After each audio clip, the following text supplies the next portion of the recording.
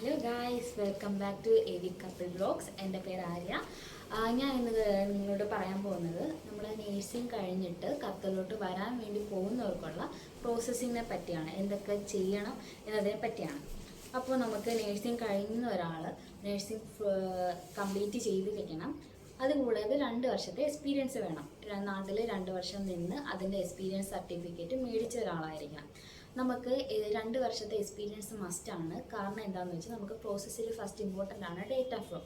Data flow എന്ന് വെച്ചാൽ just ഒരു വെരിഫിക്കേഷൻ പ്രോസസ്സാണ്. നമ്മൾ ഏത് കോഴ്സ് പഠിച്ചു അതിൻ്റെ സർട്ടിഫിക്കറ്റും നമ്മൾ എവിടെ വർക്ക് ചെയ്തു ആ സർട്ടിഫിക്കറ്റ് എല്ലാം ജസ്റ്റ് വെരിഫൈ ചെയ്യുന്ന ഒരു പ്രോസസ്സാണ്.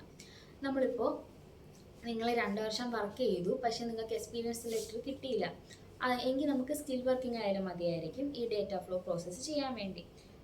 ഇതെന്ന് വെച്ചാൽ നമുക്ക് ഒരു കുറച്ച് ടൈം ഡ്യൂറേഷൻ എടുക്കുന്ന പ്രോസസ്സാണ്. കുറച്ച് എമൗണ്ട് പേ ചെയ്യേണ്ടി വരും. റിയാലിലായിരിക്കും നമ്മൾ പേ ചെയ്യേണ്ടത്.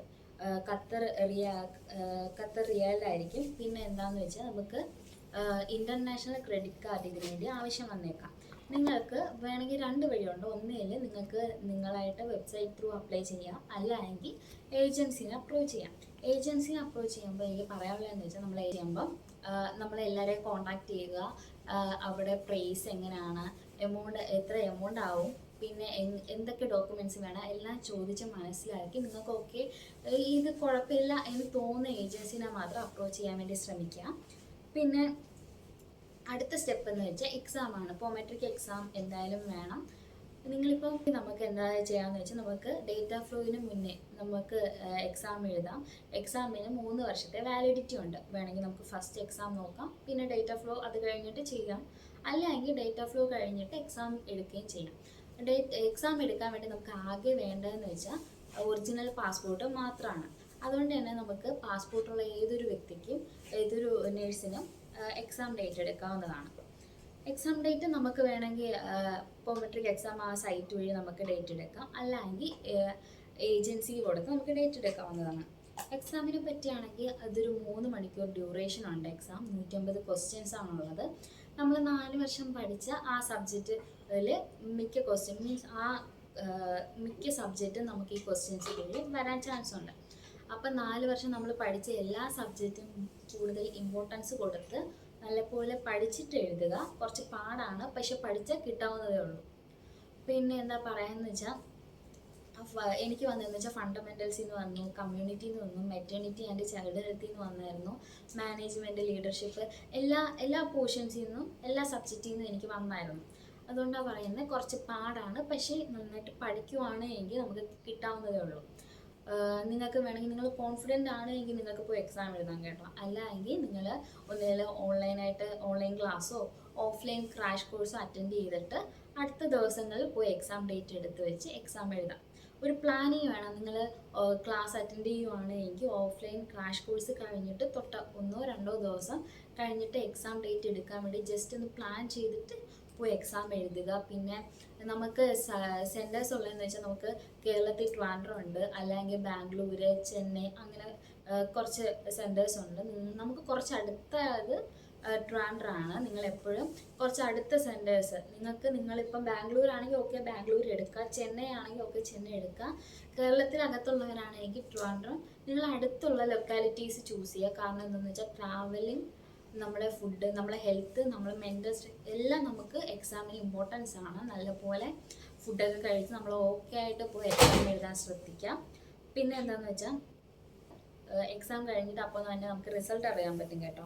അതാണ് ഏറ്റവും ബെറ്ററായിട്ട് എനിക്ക് തോന്നിയത്. കാരണം നമുക്ക് ടെൻഷൻ അടിച്ചിരിക്കേണ്ട, പെട്ടെന്ന് തന്നെ നമുക്ക് സബ്മിറ്റ് കൊടുക്കുമ്പോൾ തന്നെ നമുക്ക് പാസ്സായോ ഫെയിലായോ എന്ന് അറിയാൻ വേണ്ടി പറ്റും. എൻ്റെ ഒരു അനുഭവം പറയുകയാണെങ്കിൽ ഞാൻ ഇവിടെ ട്രിവാൻഡ്രം ആയിരുന്നു ചൂസ് ചെയ്തത് എക്സാം സെൻറ്റർ. ആദ്യം ഞാൻ ചെന്നൈ ആയിരുന്നു ചൂസ് ചെയ്തത്. കാരണം എനിക്ക് അവൈലബിൾ അല്ലായിരുന്നു. ക്രാഷ് കഴിഞ്ഞിട്ട് പെട്ടെന്ന് അടുത്ത ദിവസം തന്നെ നോക്കിയപ്പോൾ എനിക്ക് അവൈലബിൾ അല്ലായിരുന്നു. കാരണം പെട്ടെന്ന് തന്നെ അത് ഫില്ലാകും കേട്ടോ. അതുകൊണ്ട് നിങ്ങളൊരു ജസ്റ്റ് മുൻകൂട്ടി അത് പ്ലാൻ ചെയ്തിട്ട് വേണം എക്സാം ഡേറ്റ് എടുക്കാൻ വേണ്ടി. എനിക്ക് അവൈലബിൾ അല്ലായിരുന്നു, ഞാൻ അങ്ങനെ ചെന്നൈ ആയിരുന്നു എടുത്തത്. അത് കഴിഞ്ഞിട്ട് ഇവിടെ അവൈലബിൾ ആയപ്പോൾ ക്രാഷിനോട് അടുത്തപ്പോൾ എനിക്കിവിടെ ട്രിവാൻഡ്രത്ത് ആ ഡേറ്റ് അവൈലബിൾ ആയിരുന്നു. അപ്പോൾ ഞാൻ ചേഞ്ച് ചെയ്തു. നമുക്ക് അങ്ങനെ ഒരു ഓപ്ഷൻ ഉണ്ട്. നമുക്ക് വേണമെങ്കിൽ ടൈം ചേഞ്ച് ചെയ്യാം, ഡേറ്റ് ചേഞ്ച് ചെയ്യാം, സ്ഥലവും ചേഞ്ച് ചെയ്യാം. പക്ഷെ അതിന് അഡീഷണൽ ആയിട്ട് നമ്മൾ എമൗണ്ട് പേ ചെയ്യേണ്ടി വരും. ഞാൻ അങ്ങനെ ട്രിവാൻഡ്രത്ത് എടുത്തു. എനിക്ക് 5 മണിക്കായിരുന്നു എക്സാമിൻ്റെ ടൈം പറഞ്ഞത്. അവർ നമ്മളെ തലേന്ന് അല്ലെങ്കിൽ 2 ദിവസം മുന്നേ വിളിച്ച് ഇൻഫോം ചെയ്യും റിപ്പോർട്ടിംഗ് ടൈം എപ്പോഴാണെന്ന്. എനിക്ക് 5 മണിക്കായിരുന്നു, ഈവനിങ് 5 മണിക്കായിരുന്നു ടൈം. എന്നെ അവർ വിളിച്ചിട്ട് 3 മണിക്ക് റിപ്പോർട്ടിംഗ് ടൈം പറഞ്ഞു. പക്ഷേ ഞാൻ 2 മണിക്ക് തന്നെ അവിടെ എത്തിയായിരുന്നു കേട്ടോ. 2 മണിക്ക് എത്തിയതിൻ്റെ ഒരു ബെനിഫിറ്റ് ഞാൻ പറയുകയാണെങ്കിൽ, നമ്മൾ നേരത്തെ എത്താൻ ശ്രമിക്കുക. കാരണം എന്താണെന്ന് വെച്ചാൽ ഇതൊരു കമ്പ്യൂട്ടർ ബേസ്ഡ് എക്സാമാണ്. ഒരു സിസ്റ്റം ഫ്രീ ആവുന്നതിനനുസരിച്ച് അവർ കാൻഡിഡേറ്റിനെ അകത്തോട്ട് കയറ്റും.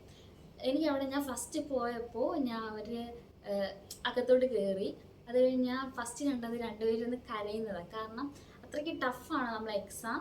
നിങ്ങൾ ആ ഒരു ഇതോടുകൂടി പഠിച്ച് നല്ലപോലെ പോവാട്ടോ. ആദ്യം കണ്ടത് രണ്ടുപേർ കരയാണ്. ഞാൻ അപ്പം തന്നെ ഫുൾ നെഗറ്റീവായോ, നല്ല പാടായിരിക്കും, നല്ല പേടിച്ചിട്ട് ഉള്ളിലോട്ട് കയറിയത്. നമ്മൾ ഉള്ളിലോട്ട് കയറുമ്പോൾ നമ്മളെ പാസ്പോർട്ട് കൈ വേണം, ഒരു ID പ്രൂഫ് വേണം, പിന്നെ ഇത്രയും മതിയായിരിക്കും. അകത്തോട്ട് കയറി അവർ നമ്മളെ പാസ്പോർട്ട് മേടിച്ചു, നമ്മളെ പേര്, നമ്മുടെ പാസ്പോർട്ട് നമ്പർ എല്ലാം ചോദിച്ചു. അത് കഴിഞ്ഞ് നമുക്കൊരു ലോക്കർ കാണാം. അതിൽ നമ്മുടെ ഡോക്യുമെൻറ്റ്സൊക്കെ ഉള്ളിൽ തന്നെ വയ്ക്കാം. ആ കീ നമ്മളതിൽ കാണാം കേട്ടോ. അത് കഴിഞ്ഞിട്ട് നമുക്ക് വേറൊരു റൂമിലോട്ട് പോകുന്നു. അവിടെ നമുക്ക് ജസ്റ്റ് ബോഡി ചെക്ക് ചെയ്യും, എന്തെങ്കിലും കൊണ്ടുവന്നിട്ടുണ്ടോ എന്നൊക്കെ അറിയാൻ വേണ്ടി. പിന്നെ അത് കഴിഞ്ഞ് നമ്മുടെ ഫോട്ടോ എടുക്കും. നമ്മുടെ ജസ്റ്റ് അവർ പാസ്പോർട്ടിൻ്റെ ഡീറ്റെയിൽസ് നമ്മളോട് ചോദിക്കും. പിന്നെ അത് കഴിഞ്ഞ് എക്സാം റൂമിലോട്ട് നമ്മളെ വിടും. എക്സാം റൂമിലോട്ട് ഒരു സിസ്റ്റം നമ്മളായിരിക്കും. നമുക്കവിടെ കുറേ സിസ്റ്റം, കുറേ കാൻഡിഡേറ്റിനെ കാണാൻ വേണ്ടി പറ്റും. പക്ഷെ നമ്മുടെ ഫ്രണ്ടിൽ ഒരു സിസ്റ്റം കാണാം. നമ്മളൊരാളെ ഹെൽപ്പ് ചെയ്യാൻ കാണും. അവിടെ ഒരു സ്റ്റാഫ് കാണും. അവർ പറഞ്ഞുതരാം, എല്ലാ ഡീറ്റെയിൽസും പറഞ്ഞ് നമ്മളെല്ലാം പറഞ്ഞു സ്റ്റാർട്ട് ചെയ്യുകയാണെങ്കിൽ സ്റ്റാർട്ട് ചെയ്യാം. ഓക്കെ, സ്റ്റാർട്ട് കൊടുക്കുവാണെങ്കിൽ നമുക്ക് കുറേ ക്വസ്റ്റ്യൻസ് കാണാം. നമുക്ക് വേണമെങ്കിൽ ആ ക്വസ്റ്റ്യൻസ് സ്കിപ്പ് ചെയ്യാം. ഇപ്പോൾ എനിക്ക് ഒന്നാമത്തെ ക്വസ്റ്റ്യൻ എനിക്ക് അറിയത്തില്ല, ഓക്കെ, നമുക്ക് ടൈം കളയാനില്ല. നമുക്ക് ആ സിസ്റ്റത്തിൽ തന്നെ ഒരു ടൈമർ കാണും. ടൈം പെട്ടെന്ന് നമുക്ക് അറിയാൻ വേണ്ടി പറ്റും. ഒന്നാമത്തെ ക്വസ്റ്റ്യൻ എനിക്ക് അറിയത്തില്ല, ഓക്കെ, വിടുക. അധികം സമയം എടുക്കാണ്ടിരിക്കുക. ഒരു ക്വസ്റ്റിന് വേണ്ടി തന്നെ ടൈം മാനേജ്മെൻറ്റ് വളരെ ഇമ്പോർട്ടൻ്റ് ആണ് ഈ എക്സാമിൻ്റെ കാര്യത്തിൽ. ഒരു ക്വസ്റ്റ്യൻ അറിയത്തില്ല, ഓക്കെ, അത് വിട്ട് രണ്ടാമത്തെ ക്വസ്റ്റ്യൻ നോക്കുക. ഓപ്ഷനിലാണ്, നമുക്ക് എലിമിനേഷൻ മെത്തേഡ് ചൂസ് ചെയ്യാം. നമുക്ക് റിലേറ്റ് ചെയ്ത് നമുക്ക് കുറേ ആൻസേഴ്സ് കിട്ടും. അങ്ങനെ നമുക്ക് ആദ്യം തന്നെ അറിയാവുന്ന എല്ലാം എഴുതി പോവുക. എന്നിട്ട് ബാക്കിയുള്ള ടൈം നമുക്ക് റിവൈസ് ചെയ്യുക. ഒന്നും സ്കിപ്പാക്കി വിടരുത്. ഒന്ന് എഴുതാണ്ട് അറ്റൻഡ് ചെയ്യാണ്ട് വിടരുത് ഒരു ക്വസ്റ്റ്യൻ പോലും. പിന്നെ എനിക്ക് 3 മണിക്കൂർ ഉണ്ടായിരുന്നു. ആദ്യത്തെ 1.5 മണിക്കൂർ ഞാൻ ഫുൾ കംപ്ലീറ്റ് ചെയ്തു. ബാക്കി 1.5 മണിക്കൂർ എനിക്ക് വീണ്ടും ഉണ്ട്. എനിക്കാണെങ്കിൽ സബ്മിറ്റ് കൊടുത്ത് റിസൾട്ട് അറിയാം. പക്ഷേ എനിക്ക് നല്ല പേടിയായിരുന്നു. കാരണം സബ്മിറ്റ് കൊടുത്ത് ഇത്രയും 1.5 മണിക്കൂറില്ലേ, വീണ്ടും സബ്മിറ്റ് കൊടുത്തിട്ട് എന്തെങ്കിലും നെഗറ്റീവായിട്ട് വന്നാലോ. അതുകൊണ്ട് ഞാൻ വീണ്ടും റിവൈസ് ചെയ്തപ്പോഴാണ് എനിക്ക് മനസ്സിലായത്, ഞാൻ ടെൻഷനിൽ പെട്ടെന്ന് അറ്റൻഡ് ചെയ്ത് പോയി. പക്ഷേ ഞാൻ അറ്റൻഡ് ചെയ്തിട്ടൊരു 5 ക്വസ്റ്റ്യൻ എന്തോ തെറ്റായിരുന്നു. അപ്പോഴാണ് ഞാൻ വീണ്ടും കാമായിട്ട് റിലാക്സ് ചെയ്ത് വാങ്ങിച്ചപ്പോഴാണ് എനിക്ക് മനസ്സിലായത് 5 ക്വസ്റ്റ്യൻ തെറ്റായിരുന്നു. ഞാൻ അത് കറക്റ്റ് ചെയ്തു. പിന്നെ കുറച്ച് കാമായിട്ട്, കാരണം 1.5 മണിക്കൂറില്ല, എനിക്ക് എന്തായാലും റിവൈസ് ചെയ്താൽ മാത്രം മതി. ഓൾറെഡി ഞാൻ അറ്റൻഡ് ചെയ്തിട്ടുണ്ട്. കാമായിട്ട് ചെയ്തു. ബാക്കി 3 മണിക്കൂറിന് മുന്നേ തന്നെ ഞാൻ അറ്റൻഡ് ചെയ്തായിരുന്നു കേട്ടോ. 3 മണിക്കൂർ മുന്നേ അറ്റൻഡ് ചെയ്തു.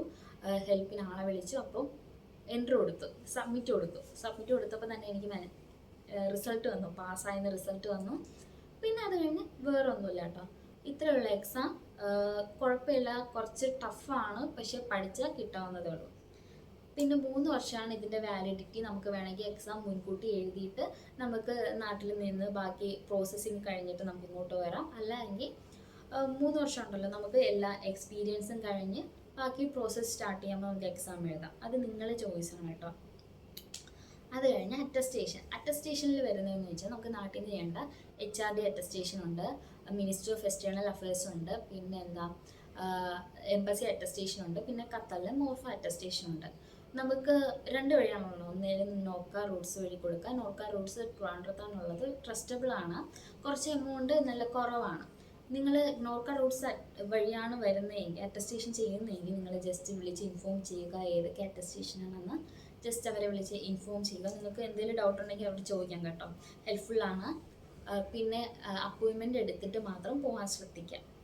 പിന്നെ ഏജൻസി ത്രൂ ആണ് എങ്കിൽ നിങ്ങൾ പറ്റുന്ന എല്ലാ ഏജൻസിനെയും വിളിച്ച് ചോദിച്ച് എമൗണ്ട് എത്രയാണ്, എന്തൊക്കെ ഡോക്യുമെൻറ്റ്സ് വേണം എന്നെല്ലാം ചോദിച്ച് അതിനുശേഷം നിങ്ങൾക്ക് ഓക്കെ ആണെങ്കിൽ മാത്രം കൊടുക്കാൻ ശ്രമിക്കുക. പിന്നെ അതല്ലാണ്ട് ഇനി ഞാൻ പറയാൻ പോകുന്നതെന്ന് വെച്ചാൽ എല്ലാം ഓക്കെ ആണ്. നിങ്ങൾക്ക് ഇവിടെ വരേണ്ട പ്രോസസ്സിനെ പറ്റിയായിരുന്നു ഞാൻ ഇത്രയും നേരം പറഞ്ഞത്. ഇതല്ലാണ്ട് നിങ്ങൾക്ക് ഇവിടെ വരുന്നതിന് മുന്നേ നിങ്ങൾ എടുത്തു വെക്കേണ്ട കുറച്ച് കാര്യത്തെ പറ്റിയാണ് ഞാൻ പറയാൻ പോകുന്നത്. ഒന്നാമത്തേത് ട്രാൻസ്ക്രിപ്റ്റ് നമുക്ക് ഡേറ്റ ഫ്ലോയ്ക്കൊക്കെ ആവശ്യം വരും. ഇത് നമ്മൾ എടുക്കേണ്ടതെന്ന് വെച്ചാൽ നമ്മൾ പഠിക്കുന്ന കോളേജിൽ നിന്നാണ്. നമ്മൾ പഠിക്കുന്ന കോളേജ് എവിടെയാണോ നമ്മൾ പഠിച്ചത് അവിടെ പോയി നമ്മൾ റിക്വസ്റ്റ് എഴുതി കൊടുക്കുക. അത് കഴിഞ്ഞ് വേണ്ട ഡോക്യുമെൻറ്റ്സ് കൊടുക്കുക. കുറച്ച് എമൗണ്ട് പേ ചെയ്യേണ്ടി വരും. വിത്തിൻ 1 വീക്ക് അവർ നമ്മളെ ഇൻഫോം ചെയ്യും ട്രാൻസ്ക്രിപ്റ്റ് ആയിട്ടുണ്ടെങ്കിൽ ആയിട്ടുണ്ടെന്ന്. ട്രാൻസ്ക്രിപ്റ്റ് വരുന്ന നമ്മളെ ഡീറ്റെയിൽസ് വരും. നമ്മൾ പഠിച്ച കോളേജ്, എല്ലാ യൂണിവേഴ്സിറ്റി, അതൊക്കെ കാണും. പിന്നെ നമുക്ക് വരുന്ന നമ്മുടെ അറ്റൻഡൻസ്, എല്ലാ ഇയറിലെ അറ്റൻഡൻസ് അവർ മെൻഷൻ ചെയ്തേക്കും. പിന്നെ നമ്മളെ മാർക്കും എല്ലാം അവർ അതിൽ മെൻഷൻ ചെയ്തേക്കും. പിന്നെ അത് കഴിഞ്ഞിട്ട് ഗുഡ് സ്റ്റാൻഡിങ് സർട്ടിഫിക്കറ്റ് നമുക്ക് നേഴ്സിംഗ് കൗൺസിലിൽ നിന്നാണ് മേടിക്കേണ്ടത്. നേഴ്സിംഗ് കൗൺസിലിൽ നമ്മൾ ഇതേ സെയിം പ്രോസസ്സാണ്. നമ്മൾ പോയി റിക്വസ്റ്റ് എഴുതി കൊടുക്കുക. എല്ലാ എഡ്യൂക്കേഷൻ സർട്ടിഫിക്കറ്റ് എല്ലാത്തിൻ്റെയും കോപ്പി കയ്യിൽ വെച്ചേക്കണം. പാസ്പോർട്ടിൻ്റെ കോപ്പി കയ്യിൽ വെച്ചേക്കണം. പിന്നെ അവിടെ കുറച്ച് എമൗണ്ട് പേ ചെയ്യേണ്ടി വരും. നമ്മളെ മെയിൽ ത്രൂ ആണ് ഇത് വരുന്നത് കേട്ടോ. നമുക്ക് പേയ്മെൻറ്റ് കഴിഞ്ഞതിന് ശേഷം നമുക്ക് മെയിൽ ID എല്ലാം കൊടുക്കേണ്ടി വരും. വിത്തിൻ 1 വീക്ക് അത് നമുക്ക് മെയിലിൽ കിട്ടും. വിത്തിൻ 1 വീക്ക് കിട്ടിയില്ലെങ്കിൽ ജസ്റ്റ് അവരെ വിളിച്ച് ഇൻഫോം ചെയ്യുക എനിക്ക് വന്നിട്ടില്ല എന്ന്. പിന്നെ പോലീസ് ക്ലിയറൻസ് മസ്റ്റാണ്, ഞാൻ പറയത്തില്ല. കാരണം നമുക്ക് ഇവിടെ വന്നും എടുക്കാം, നാട്ടിൽ നിന്നും എടുക്കാം. പോലീസ് ക്ലിയറൻസ് സർട്ടിഫിക്കറ്റ് ആണെങ്കിൽ നാട്ടിൽ നിന്നാണ് എടുക്കുന്നതെങ്കിൽ നമുക്ക് അവിടെ അപ്പോയിൻമെൻറ്റ് എടുക്കണം.